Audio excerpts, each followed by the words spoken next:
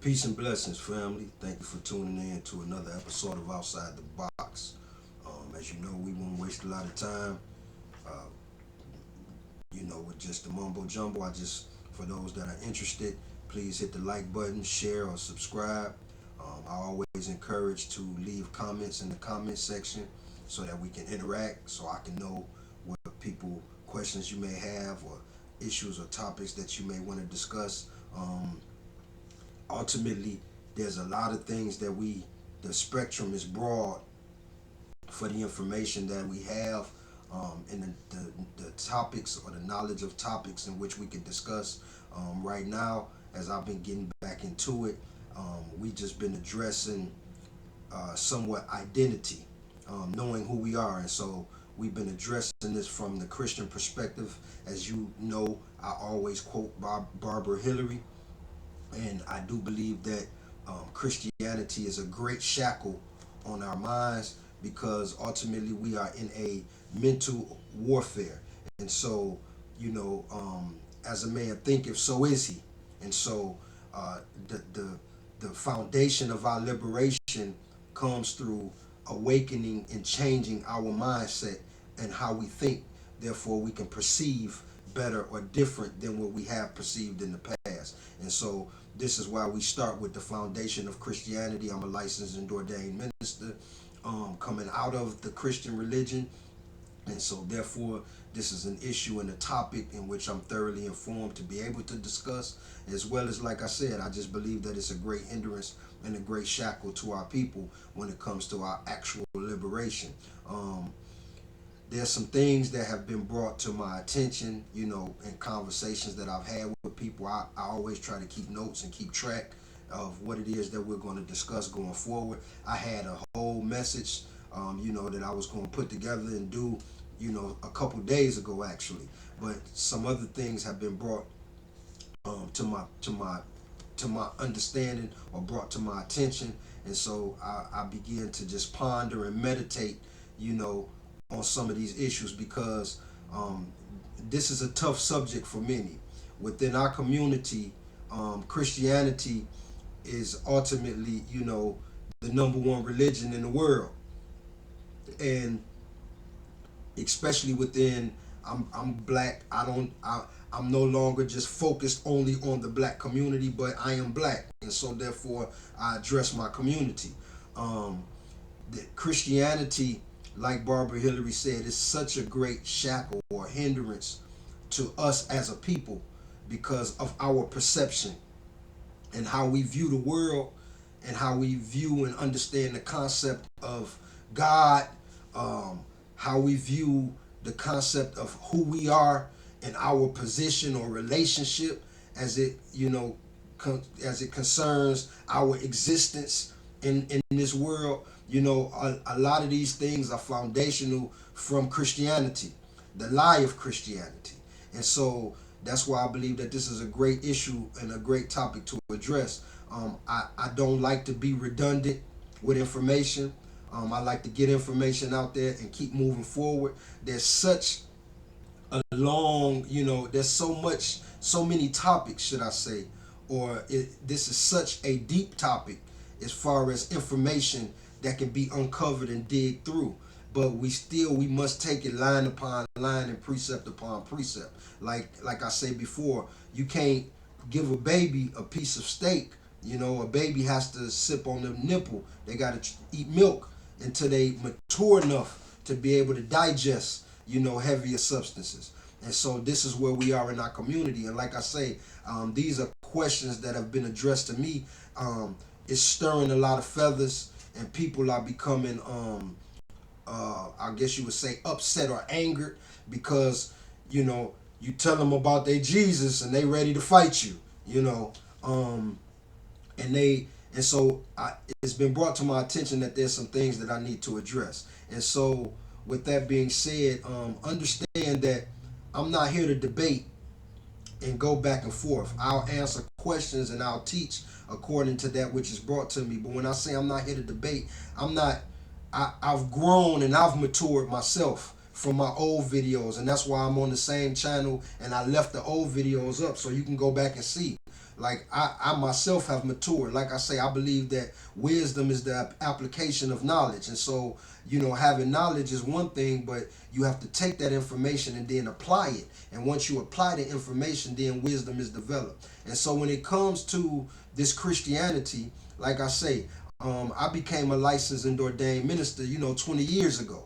And so I'm not just some round the way guy that, I'm just against the church, because we got a lot of information out here nowadays in 2023. You got people teaching all type of doctrines. You got people teaching against the church, people teaching for the church. I'm not one of those that are just here, I'm just bashing the church, bashing the church. I have lived and walked inside of the Christian faith. And so the information that I come with is based on revelation that have been given to me, understanding that I've developed through application of the knowledge, through application of the information. Therefore I've developed wisdom. We all have been told and encouraged, you know what I'm saying, that we ought to desire knowledge as precious jewels, that we supposed to seek for wisdom as though it's the most important thing in our lives. But we were also told that in seeking and in all thy getting, that we ought to get an understanding. And so I took them things literal in my quest for ministry. And so when people would come to me with questions, or when they would try to challenge my faith, you know what I'm saying? I wasn't one that would just, oh, you wrong and you the devil. I didn't do that. When you would challenge me, I would say, I don't know. Let me go back and research. Let me go back and look. And so in my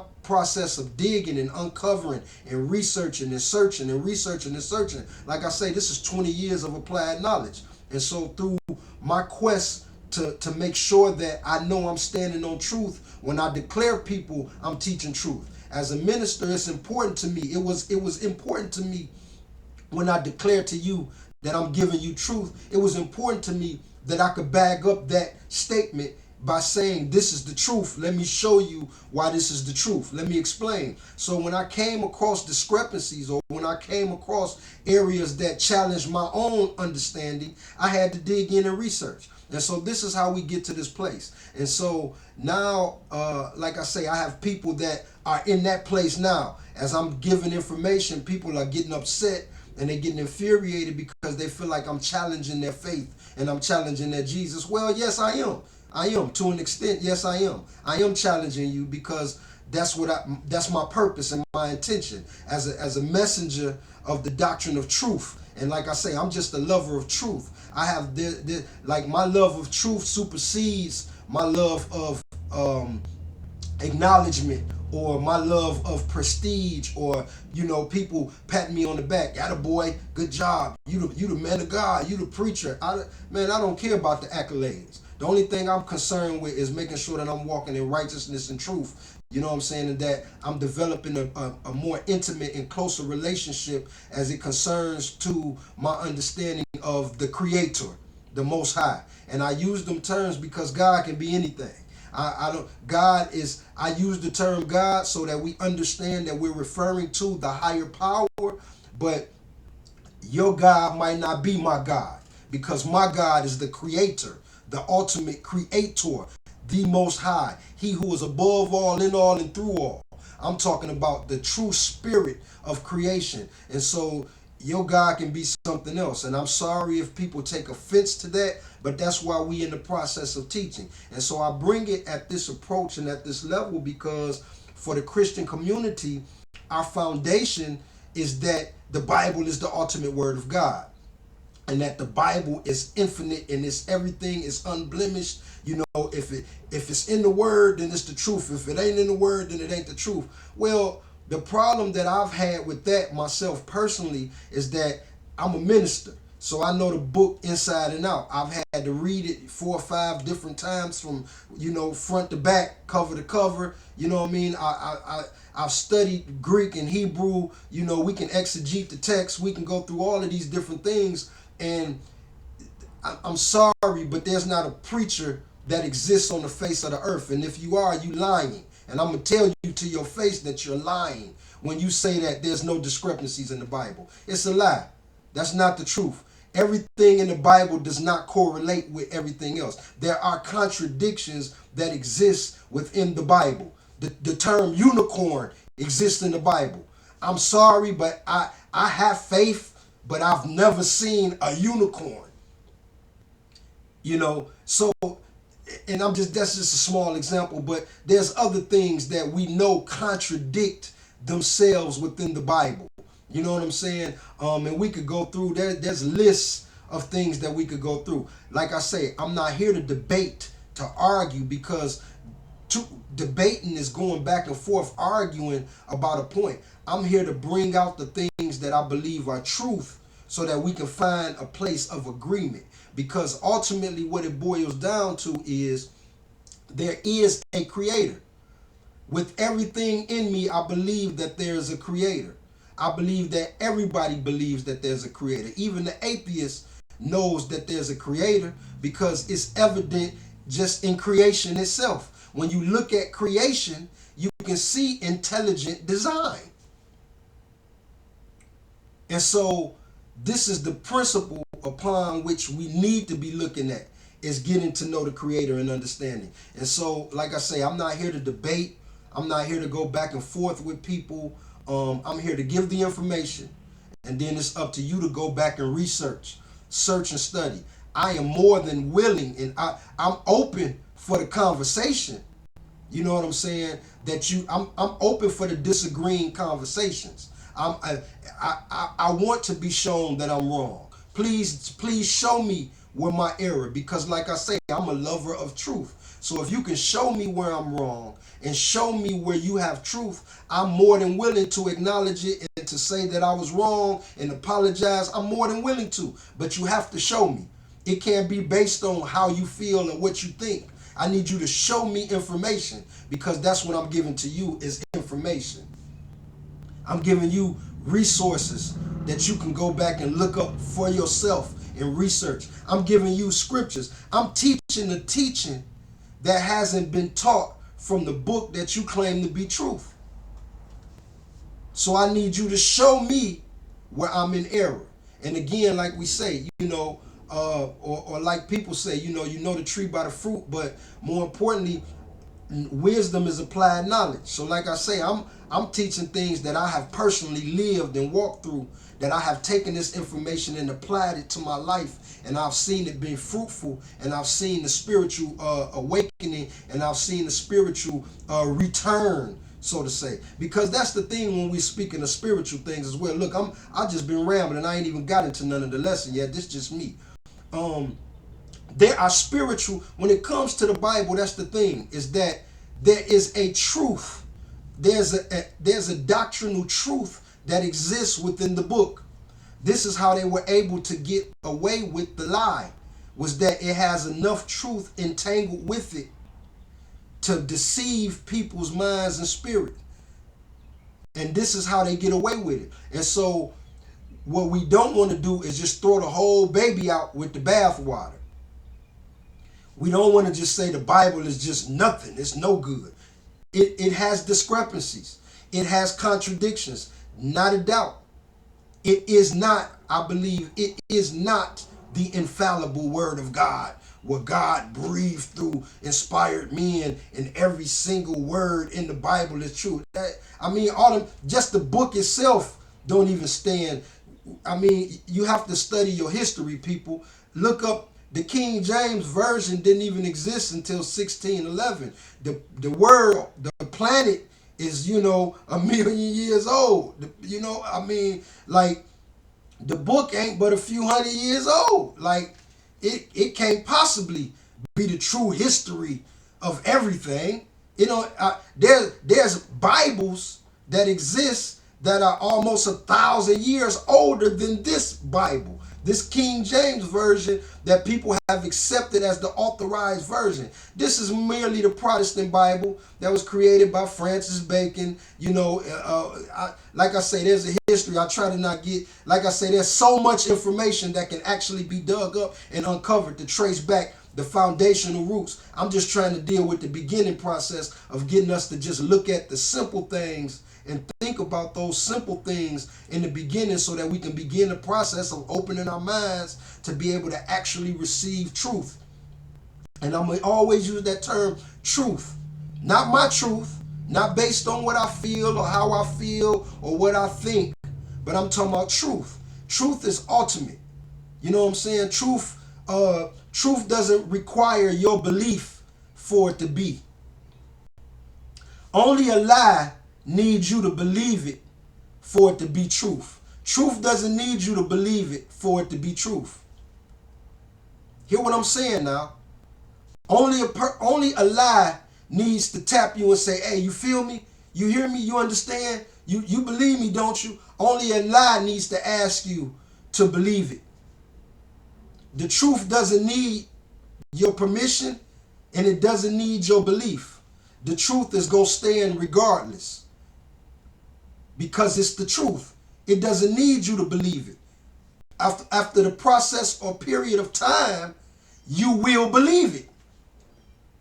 That's just what the truth is. That's what the truth is.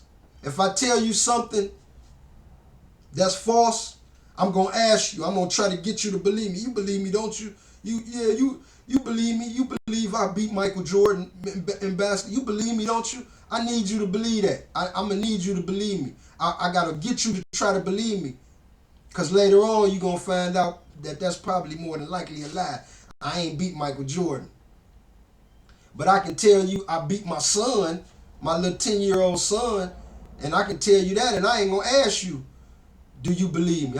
I beat Josh. I beat my son named Jordan too, so I beat little Jordan. I walk away. I don't need you. The truth is gonna stay. I don't need your permission or your acceptance because it's the truth. I beat him.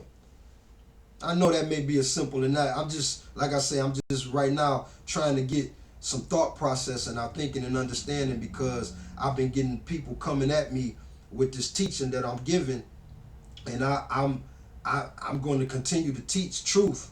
But I just, for those that struggle, I really hope that we come to a place of understanding to where we can realize that just because I feel a way or think a way doesn't mean that that's the truth, because that's what's been handed down to me. I didn't want to get too far off. I'm 17 minutes in. I try to not go over 35 minutes with each lesson just because to keep people's attention. So we just going to try to dive into a couple things right here, and I hope I didn't get too far off. So let's look at a couple texts to get us started. 2 Thessalonians chapter 2. We beseech you, brethren, by the coming of our Lord Christ, by the gathering together, that you be not soon shaken in mind or troubled, neither by spirit, nor by word, nor by letter, as from us, that the day of Christ is at hand. Let no man deceive you by any means, for that day shall not come except there come a falling away first, and the man of sin be revealed, the son of perdition, who opposeth and exalteth himself above all that is called God or that is worshipped, so that he is God, sitteth in the temple of God, showing himself that he is God. I'm going to continue, but for a moment. He's saying, let no man deceive you, that there be a falling away first, that the man of sin be revealed, the son of perdition. Now, in 2 Corinthians chapter 4, it refers to the Satan or the enemy as the God of this world, who have blinded the minds of many from the truth. So it said, now we have to pay attention. That's why I'm pointing out, pay attention. Like we say, you can't take every word for word, but there are spiritual truths that exist. Like, giving is receiving. That's a spiritual law. If you give, you will receive. That is a spiritual law. I'm not talking about you giving a tithe, because that's not a spiritual law. That's something you can accept that, but the truth behind that is that if you give, you will receive. So be when you're generous and you give to people, then your karma, your return is that people are generous and give back to you. That's a spiritual law. Sowing and reaping is a spiritual law. As a man soweth, so shall he reap also. So if you out here doing corrupt and evil and bad, then guess what's going to come back to you? corrupt and evil and bad. But if you out here doing good works and loving your neighbor and being generous and being kind, guess what's going to come back to you? Love, generous, and kindness. Now, that's not to say when you give, everybody going to give to you. No, it's still some people that's going to try to steal from you. If you out here being good and generous and being kind, there's still some people out here that may try to hurt you. But in general, the spiritual law works. If you sow good, you will reap good. If you give good, you will receive good. If you love, you will be loved. Like spiritual laws that work. And so we have to understand what's being said to us through some of these texts. Like I say, every word is not to be taken literal, but spiritual laws and spiritual principles, like I say, when you apply the information, then you see the return and you learn to discern truth from lie. And that comes through process and application. Many of us don't do the process of applying the knowledge or the information. We just have been following the traditions that have been passed down to us without fully understanding that which have been given to us. So we don't always reap the reward or reap the benefit because we don't even understand the spiritual principle behind what it is we're doing. We just following something we've been taught. So when we understand spiritual laws and spiritual principles, then we can understand and be able to discern truth from lie.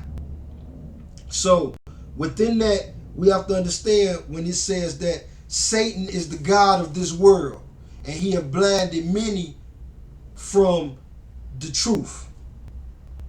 So spiritually, the enemy, I don't know nothing about no devil with horns. I'm talking about the enemy. That means there's two sides. There's good and there's evil. There's light and there's dark. We both have a double within us. You talk about the yin and the yang. There's a little bit of good in the bad, and there's always a little bit of bad in the good.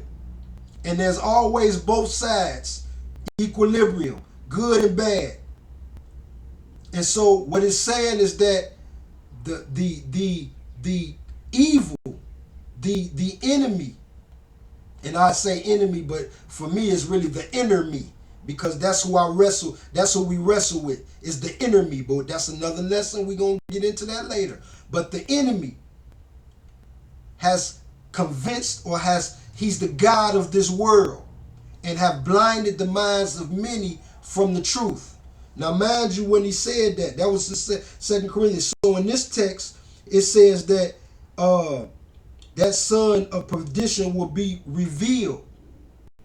So what he's saying is that there's a dark force or the enemy that is actually in control or has the power over this world. Now, when you look at this world, the system upon which we live, I mean, that honestly, that should go without saying. I know people are arguing, but that should go without saying. Like, look at the evil and the wickedness that surround us every day. Like, I mean, mass shoot. Like, I'm 47 at this point, and so, like I say, 37 years ago when I was 10, things were completely different than what they are now. And that's only been 37 years. That's not a long time.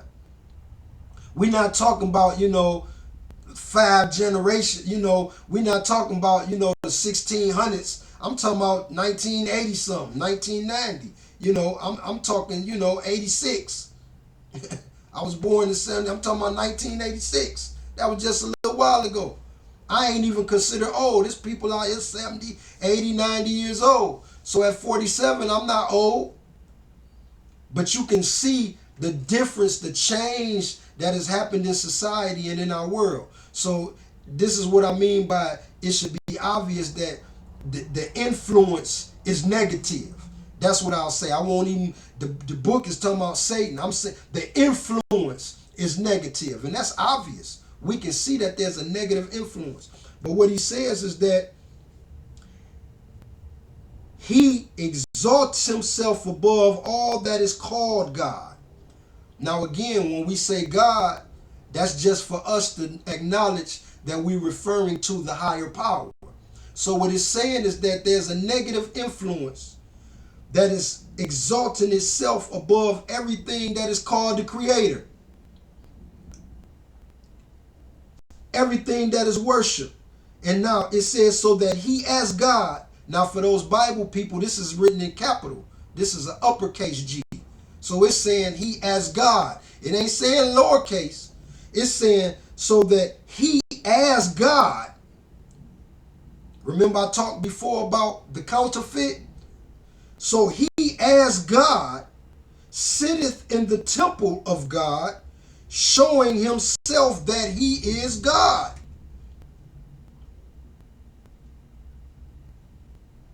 The counterfeit, the enemy, the Satan, the negative influence is sitting in a position that is being revered and acknowledged as being the Creator.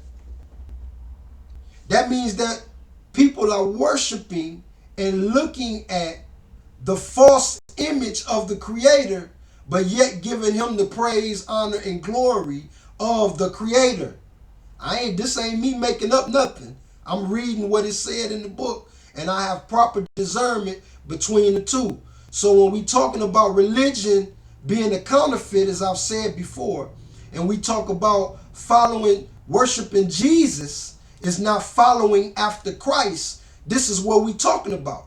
We're talking about the counterfeit that sits in the temple, that sits as God, exalting himself as God, showing himself that he is God. This is what we're talking about. This is what the scripture talks about. Pay attention now. And know ye now what withholdeth, that he might be revealed in his time. For the mystery of iniquity doth already work. Now mind you, like I say, when this book was written, whatever 100 or 1,000 years or whatever they saying, this was being addressed to those people at that time. And the warning was to be watchful and pay attention, because the enemy is developing and creating himself and making himself as a counterfeit, which means he looks exactly identical to the real thing and is able to fool some people of the real thing. He said, and this is at work now. So this was going on then.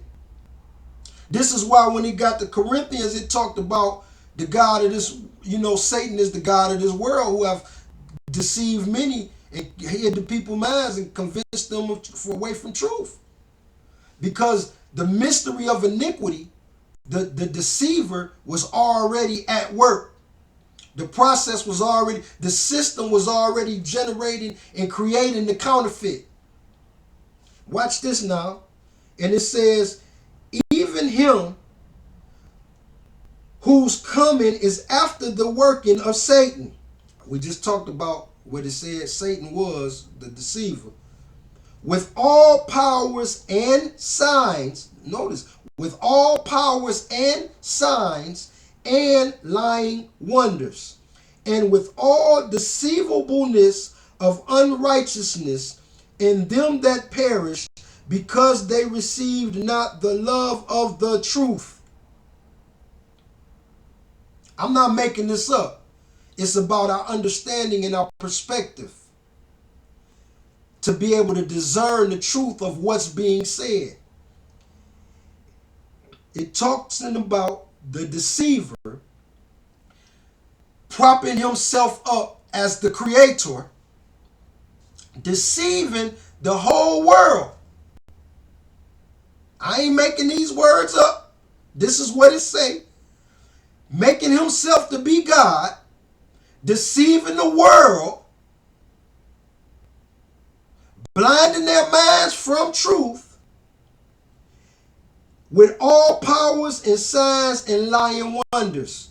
That the counterfeit, that means it's he giving a display of the power that's available through true spiritual knowledge, because he understands the truth. So he knows how to access and tap into certain levels of the truth. That's why they got you worshiping outward instead of looking inward. As we talked before, the kingdom is within. So you can't find nothing external when your search is supposed to be internal. This is why we going back and breaking down some of these things for our understanding. With all deceivableness of unrighteousness in them that perish, because they receive not the love of the truth, that they might be saved. Now we talked about this before as well. Saved from what? Salvation has nothing to do with going to a heaven after you die. Salvation is now. If you're talking about being saved, you're talking about being saved from the bondage of the lie. And he says, they receive not the love of the truth, that they should be saved. Watch this now. And for this cause, God, the true creator, shall send them strong delusion that they should believe a lie, that they all might be damned, who believed not the truth, but had pleasure in unrighteousness. Now it's saying God already, because see, it's up to us to be a lover of truth. Because when the lie comes, the inner man, the spirit, begins to cringe and begins to say, I don't know. That's why so many people with their experiences in the church always talk about that point in time where they had questions or when they had doubts and when they didn't fully understand. But because we allow the enemy that's sitting and propped itself up as though he God, because we allow the false information with all deceivableness and signs and lying wonders and deceivableness of unrighteousness, because we allow that to come in as, hey, well, let me tell you this, you know, you wrong because we allow that to permeate us, then we quench the actual spirit within that is beginning to tell us the question. The spirit that tells us, something just ain't right. You know how they talk about your gut instinct? Well, your gut is your second brain. You know they tell you, you follow your gut. But we being programmed and trained to not follow our gut. We don't follow our heart. We follow the ego man. We follow our rational thinking. Because we going off of what we can, five senses. See, taste, touch, smell, hear, But we talking spiritual. When you're talking spiritual, that's invisible to the physical eye. That's not a thing that can be discerned with your physical eye. You got to have God's eye tuned in. You got to be able to hear with a different set of ears than these ears. You got to hear from within. We going to get into and continue to break down. For this cause God shall send them strong delusion that they shall believe a lie. I wrote down definition for my understanding. Delusion, a belief that is held with strong conviction, despite superior evidence to the contrary. A delusion is a belief that is held with strong conviction. That means you believe with almost every fiber of your being, even though you have evidence that's contrary to what it is that you believe. So when we look at where we are, for those that call themselves Christians and that say the church is the body of Christ and that, the Bible is the ultimate truth. When you look out at the physical that you can see with your physical eye, all you see is corruption, deceit, wickedness. It's running rampant. That's exactly what it is. And it's evident. But it says that God will send strong delusion because you're not lovers of the truth. Now, I normally only go 30 minutes, but we got to get into this. So when we talk, I'm moving fast. So when we talking about truth, and we breaking down truth. Now you go back and look at that scripture I just gave you. You go look at that for yourself. That was what was I in 2 Thessalonians chapter 2. You go look at that for yourself. That was, we read all the way from verse 1 all the way through verse 12. Because I could continue, I could go on and on breaking it down, but I got to move on for the sake of time. So we're going to go to another one, and I'm going to try to close it out with this one. It's so much information, I could keep going, but I need us to really grasp this information and get an understanding so that we can begin to awaken from the deceit. Like he said, we can't be saved because we not lovers of truth.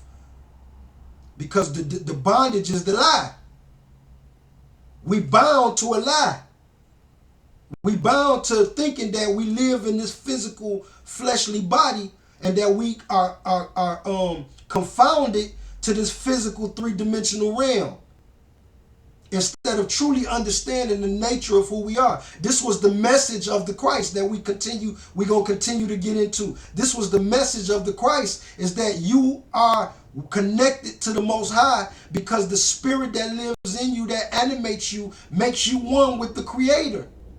And that gives you access to that power, the unseen power, the spiritual power, that you no longer have to be confounded to the limitations of this physical three-dimensional realm, but that you are actually a spirit being. And that was the example that the Christ came, that the Christ was displaying or revealing to us, was who it is that we really are.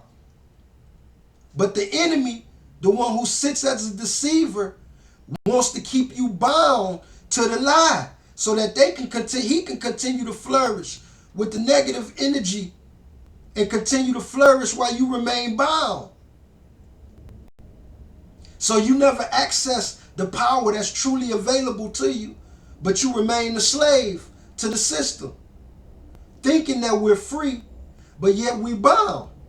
Waking up every day, not wanting to go to this job, looking at family members, wondering why they can't overcome sickness and disease, battling with cancers and diabetes and all types of other things, dealing with COVID, because we bound to a lie and we not walking in truth, hating our brothers, hating our sisters, fighting against our neighbors, conflicting about petty differences that don't even matter. When you're a spirit being, you're not even concerned with the things concerning this physical realm. This is what he talked about when he said, take no thought for your life, but seek ye first the kingdom. So let's keep going into the scripture. So now we in the book of Romans. And it says, I'm in Romans chapter 2, verse 18. The wrath of God is revealed from heaven against all ungodliness and unrighteousness of men who hold the truth in unrighteousness. This is what we talking about. The truth, and not being lovers of the truth. And those that have an understanding and knowledge of truth, but they hold it in unrighteousness. They use it for their own personal gain. The negative influence. The enemy, Satan, whatever you want to call it. Because that which may be known of God is manifest in them. For God hath shown it unto them, for the invisible things of him from the creation of the world are clearly seen, being understood by the things that are made, even his eternal power, so that they are without excuse. Now this is what we just talked about. God, the Creator, have shown it to us by the invisible things from the creation. That means, like I said before, when you look outside, everything in creation is in perfect harmony, with the exception of man and man-made items. The only thing that doesn't do what its intended purpose was man. We the only thing that's out of order. The birds and the bees, the flowers and the trees. Like when you understand science, for example, and you understand photosynthesis, and you understand, the birds and the bees and the pollination, and you understand that we need photosynthesis and we need trees in order to generate oxygen for us to breathe, for example. And so The harmony that is, we wake up every day and I can go outside and breathe. Because the birds and the bees are doing what they supposed to do. The trees are doing what they supposed to do. The water is doing what it's supposed to do. Everything is in perfect harmony except for man.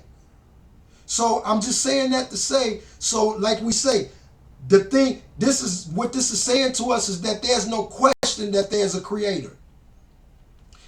I don't care. You can believe what you want. Like I say, I'm not to debate that. I know that there's a creator because intelligent design proves to me and shows me that there's a creator. Not to mention just within my gut, like I say, following that gut, I know that there's a power greater than me. When I look at myself and what I'm capable of, and I look at all the other billions of powerful people that exist on this planet just as I do, then there had to be something intelligent that designed that.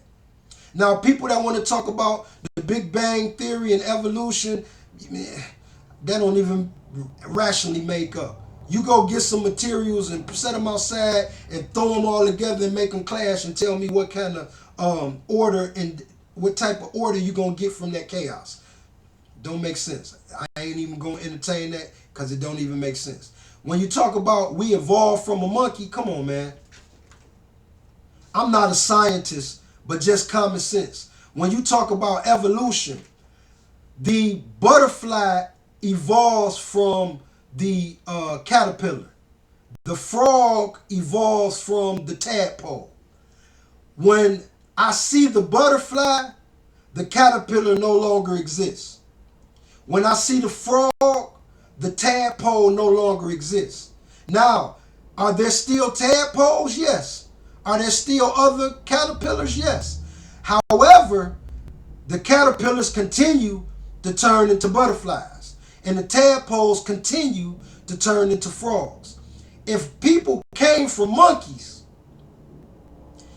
we would, one or two things. Either there would be no more monkeys, or the monkeys would continue to turn into people. Neither one of those are happening. So if we evolve from an ape, then the ape would cease to exist. Because when the caterpillar transforms into the butterfly, it's a complete transformation. You don't see a butterfly and the caterpillar is still right there.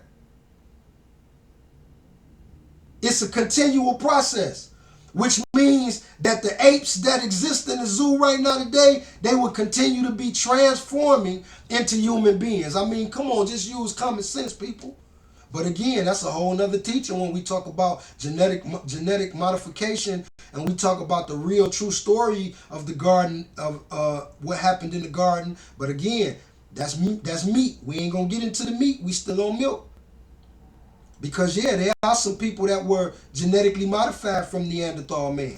There was some, we got some DNA discrepancies up in there. When you talk about the telomere caps and you talk about some of the things that have transpired throughout the course of our history and genetic modification and so on and so forth, you got some stuff going on. But again, that's meat. We not in meat right now. We in milk. So it says that He showed himself already. Creation is evident based on the invisible. Based on what you can see, you already know that there's a creator. And it says that because when they knew God, they glorified him not as God. When they knew the creator, they didn't even glorify him as the creator. It said, it says, but became vain in their imaginations, and their foolish heart was darkened. Professing themselves to be wise, they became fools and changed the glory of the uncorruptible God into an image made like to corruptible man and birds and beasts and creeping things.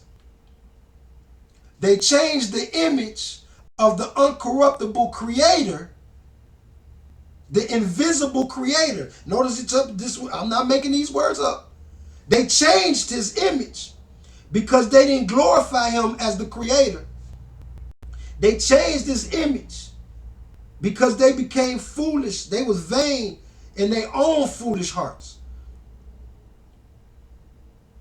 And it says, professing themselves to be wise, they became fools and changed the glory of the uncorruptible God into an image. That's why we can debate and have so many discussions and debates when it comes to religion between Islam and Judaism and Christianity. Even within Christianity, it's 1,000 different denominations. Literally. You got the Protestant Reformation that took place, branched off from the Catholic Church. Now within the Protestant Reformation, you got all different type of Protestant denominations. From Baptist to Kojic to Church of Christ, Church of God in Christ, Pentecostal, holiness. There's so many areas and levels of debate because they done changed the image of the uncorruptible into an image made like men. They made an image, Christ sitting up on the cross. They done made an image that they can relate to. They done created something for men to be able to relate to. And they changed the glory. And so God gave them up to uncleanness through the lust of their own hearts. What we had just talked about in 2 Thessalonians, when we talked about he allowed them to be deceiving. It says that he sent them strong delusion to believe the lie.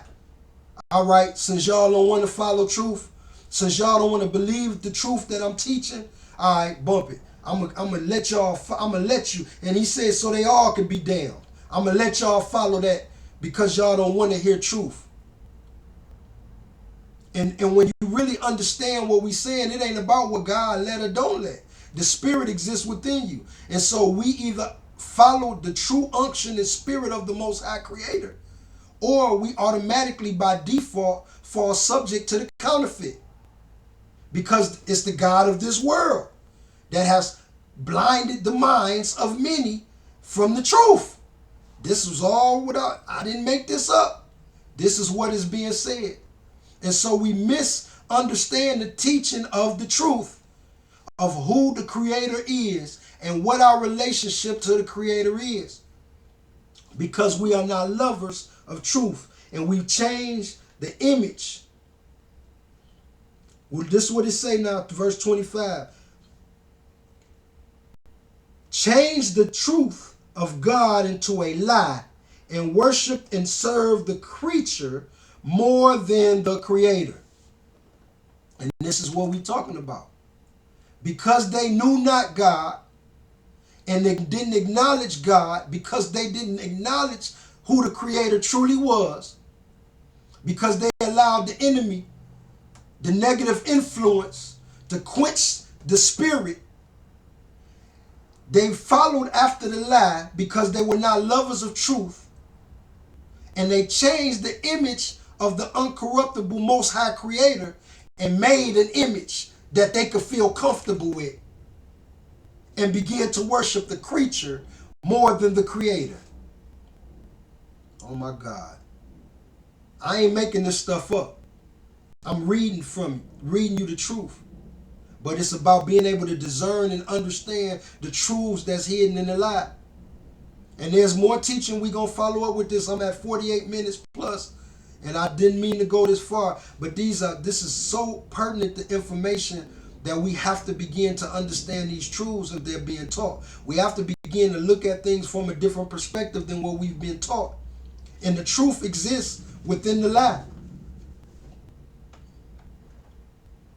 But we've been deceived and manipulated by the lie. Thus we are in bondage. And so we must become lovers of truth. And we must follow our spirit because our hearts have been deceived. We're going to continue on with this teaching. We're going to continue diving in. We're going to continue with understanding. Again, hit the like, hit the share, hit the subscribe. But more importantly to me, please put comments in the comment section. I want to hear what you think. I want you to challenge me. I want you to show me where I'm wrong. I want you to show me truth. We need understanding. This is not about me. This is about we. I need you just like you need me. I know who I am, but I also know that we are all connected. We are literally family. We spirit family. And I need you. I love you. Please come back and talk with us again. We're going to continue diving in. We're going to continue going into these teachings. We're going to continue awakening our minds, talking about the truth of the word, breaking down who we really are so we don't remain in identity crisis, lost and confused. I love you. I truly love you sincerely. Peace and blessings, my family. One.